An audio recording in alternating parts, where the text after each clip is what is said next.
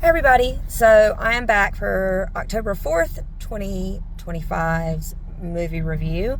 And today the movie is going to be Sinners, a 2025 film. It is a horror movie, although I will say it is a lot lighter on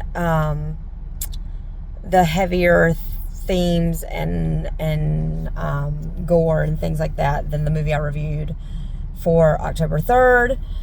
It is still rated R. It is a 2 hour and 17 minute long movie, and we'll talk about that in a little bit, but it is a lengthy movie, but it is well worth your time. The cast is composed of Haley Steinfeld, Miles Canton, Omar Miller, and Michael B. Jordan. And Michael B. Jordan plays two characters, a pair of twins. Their names are Smoke and Stack, and they are the main characters of this film. So, with that being said, I'm going to give you some of the ratings of this movie. I'm going to give you my rating of this movie, where you can watch it, and then we'll talk a little bit about the plot line. I am not going to do a spoiler review today because I did one for October 3rd and it was so lengthy. So instead, I'm going to do a spoiler-free review, and if you would like to see a spoiler review, leave me a comment. Ooh, like all the fancy YouTubers do. Leave me a comment and I will create another video with my spoiler review, and I will, if there's enough interest, I'll create a video with a spoiler review for Sinners and give you kind of some insight as to what I think about some of the allegories happening in this film. So, with that being said, this film has a 7.6 out of 10 on IMDb. It has a 97% on Rotten Tomatoes tomato meter and a 96% on their popcorn meter. You can watch it on HBO Max, which is where I watched it. You can also rent it on platforms like YouTube, Amazon Prime, things like that. It is still relatively a newer movie, so there are going to be limited ways in which you can watch it. With that being said, I'm going to give you an overall description of the plot line of this movie, and then we'll dive a little deeper into it. So, again, the main characters are Smoke and Stack, a pair of twins, both played by Michael B. Jordan, although you wouldn't be able to tell because he does a great job giving each of these characters their own personalities and making them very distinguishable between one another. Trying to leave their troubled lives behind, twin brothers return to their Mississippi hometown to start again, only to discover that an even greater evil is waiting to welcome them back. So, I want to start out by saying this movie is kind of broken up into two parts. You have the beginning, what some people may refer to as a slow burn, although I don't like that term because sometimes it's used in movies that are very slow and then kind of fizzle out. Whereas this movie, I feel, is a steady build up to a very climactic moment. So with that being said, I will say this movie utilizes that first half of its time very well. It utilizes it to build a lot of tension. There's never a dip in the tension in the beginning of the movie. It gives you a lot of pressure until things pop. And then the movie also does a very good job building kind of like a relationship between the audience and the characters. It really gives you a lot of insight as to who these people are, kind of like their backgrounds. It helps you develop empathy for these characters and kind of like some deep emotions and feelings towards these characters, so that in the second half, when things pop off, you kind of have a deeper emotional attachment to these characters, and therefore when things happen, you are more impacted and you have more of a visceral emotional reaction, and it is much more effective. So with that being said, I do want to go into a little bit more of a description of the actual storyline, but I do want to tell you the budget for this movie was $90 million. It was directed by Ryan Coogler. So it was released April 18th. Just some basic facts, throwing those out there for those people who like those little nerdy facts. It's set in 1932 in the Mississippi Delta. And again, it's about two criminal twin brothers who return to their hometown. They're former World War One veterans. But in this film, what has happened is they have kind of gotten themselves into they've kind of gotten like a bit of a reputation because Smoke and Stack,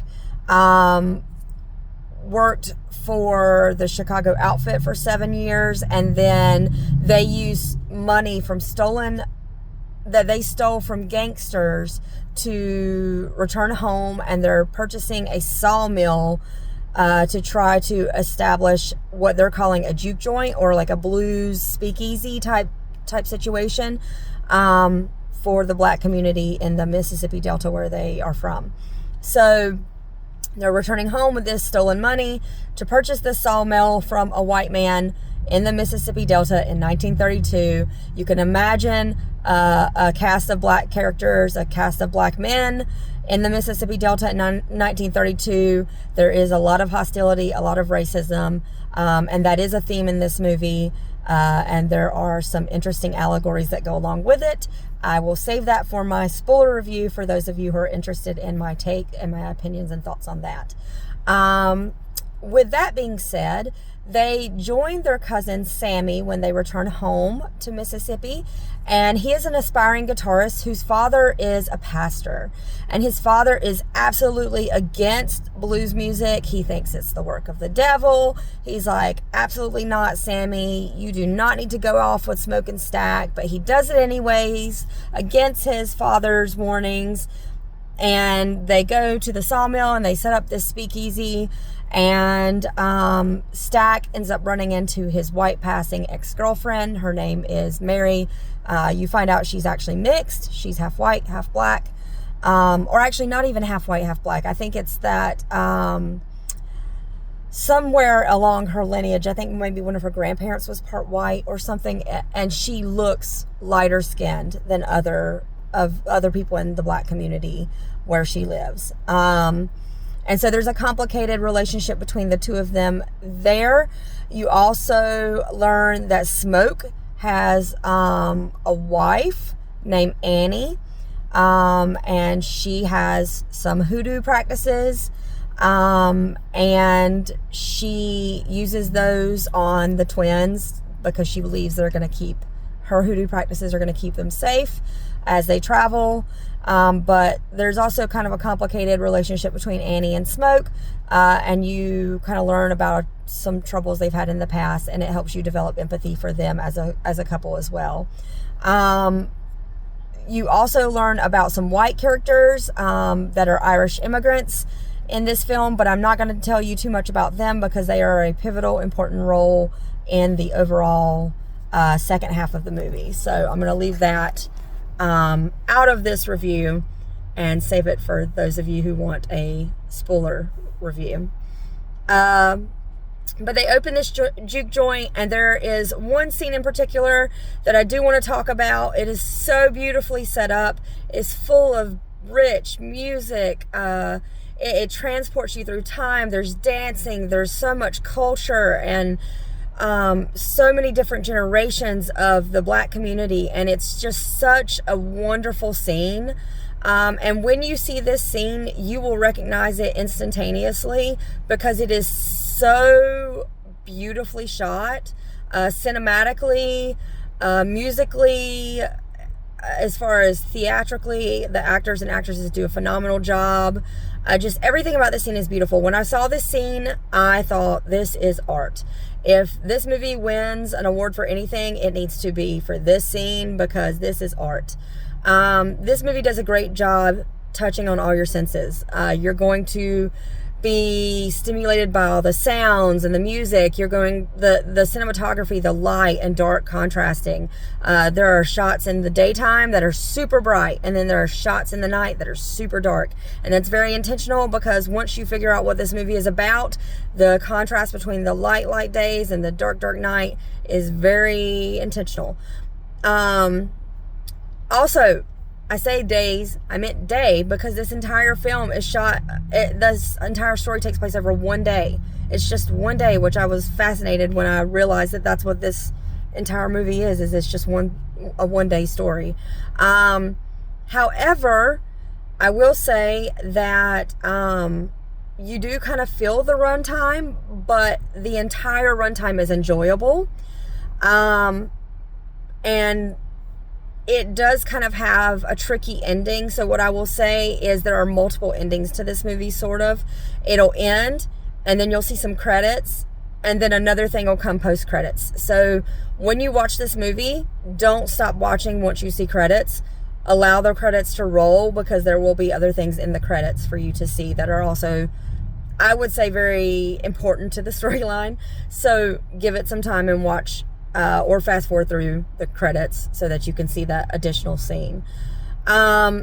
So my thoughts, or my personal review on this movie is, out of 10, I would give this movie an 8 or a 7. This movie is phenomenal. Artistically, I would even say probably an 8. This movie is phenomenal.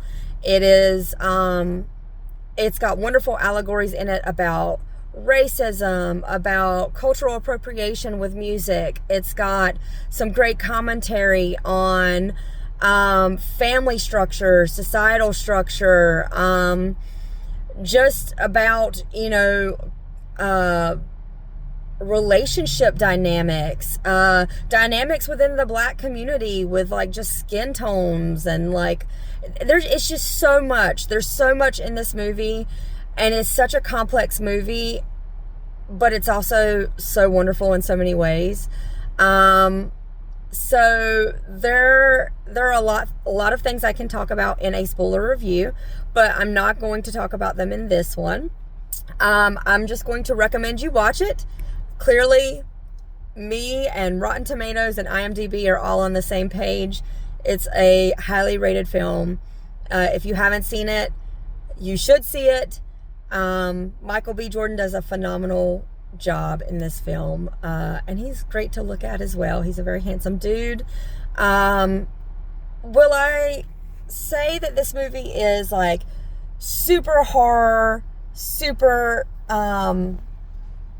intense? No, I did not particularly find this movie super scary. I would say it was almost more of a drama in some parts than a horror, but it is intriguing, and maybe like a thriller drama.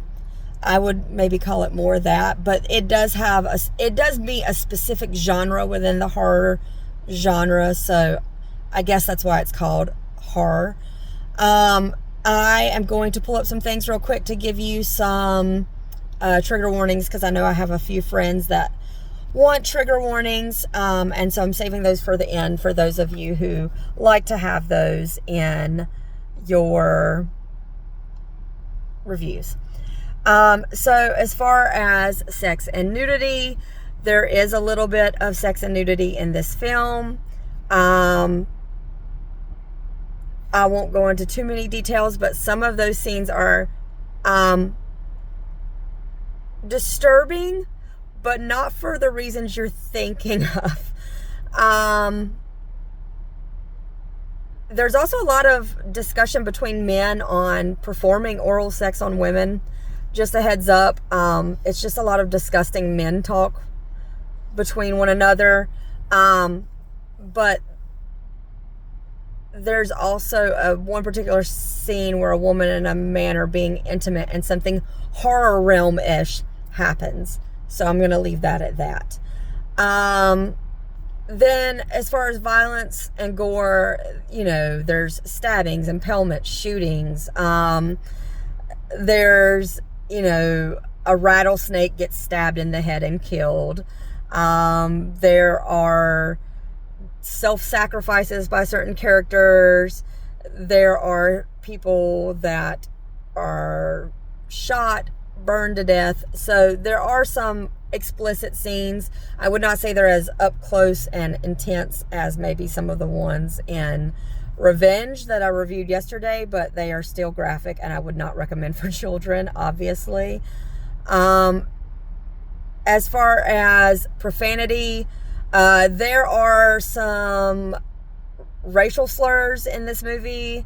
There is also cursing in this movie. It is a horror movie. There is alcohol, cannabis, and tobacco use in this movie for those of you who, those things are troublesome for you.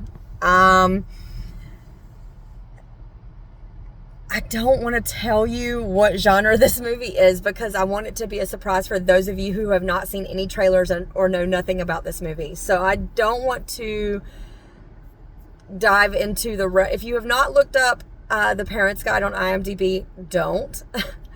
Because I'm telling you it without spoiling the genre for you. But there are menacing creatures. We'll leave it at that, because this is a bit supernatural in this movie. And we'll leave it at that. So there are frightening, spooky things that happen in this movie. It is a horror movie. So, with that being said, if seeing horror movies are, that are a little explicit with people being shot or stabbed is too much for you, this is not the one for you.